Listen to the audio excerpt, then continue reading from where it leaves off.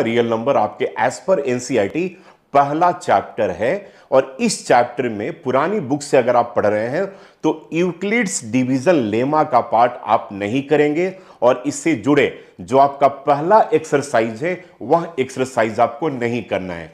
मेरा रिकमेंडेशन यह है कि उस एक्सरसाइज में जो एचसीएफ और एलसीएम से जुड़े हुए जो सवाल हैं, जो क्वेश्चंस हैं, जो वर्ड प्रॉब्लम्स हैं, जहां पर हमें एचसीएफ और एलसीएम फाइंड करना होता है, वैसे क्वेश्चंस को आप कर सकते हैं। बस आपको याद यह रखना है कि वहां पर यूक्लिड्स डिवीजन लेमा यानी कि dividend equals to divisor into quotient plus remainder का पार्ट आपको नहीं यूज करना है। तो थोड़े से word problem Euclid division lemma के आप कर सकते हैं जो नई किताब में नहीं गिवन है। बाकी लेमा से और कोई क्वेश्चन नहीं पूछा जाएगा।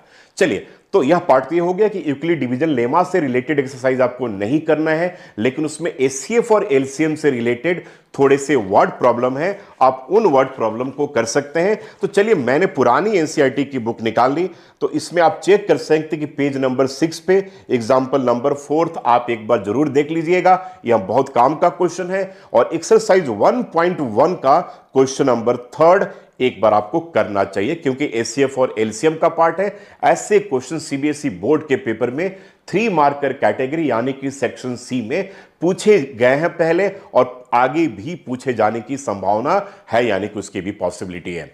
रेस्ट अगर हम बात करते हैं तो फंडामेंटल थ्योरम ऑफ अर्थमेटिक पुरानी बुक में भी है और नई बुक में है, यह रेशनलाइज नहीं है। तो इससे जुड़े हुए जितने भी सवाल हैं वह आपको करने पड़ेंगे। तीसरा टॉपिक है रिविजिटिंग इरेशनल नंबर, यह सीबीएसई के करिकुलम में है, नई बुक में भी है, पुरानी बुक में भी है, और एक बहुत मेजर और इंपॉर्टेंट टॉपिक है जिससे क्वेश्चन आपके सीबीएसई बोर्ड के पेपर में पूछे जाते हैं। अब अगले पार्ट की अगर हम बात करें चैप्टर 1 में, तो revisiting rational numbers and their decimal expansion.